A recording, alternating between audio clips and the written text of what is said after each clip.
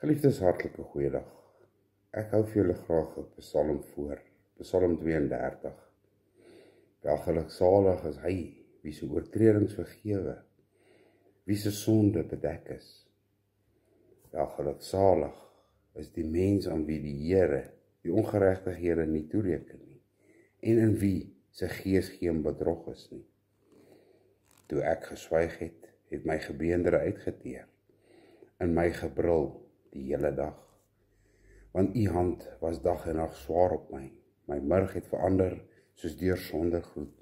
Sela, my sonde het ek u bekend gemaak, en my ongeregtighede het ek nie bedek nie.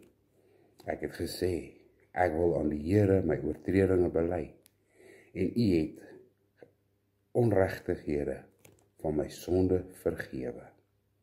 Geliefdes, bely. Die woord sê vir ons bely, en God is getrou, hy sal vergewe. Mag julle 'n super geseënde dag hê, gevul met God se liefde, vrede en vreugde. Shalom.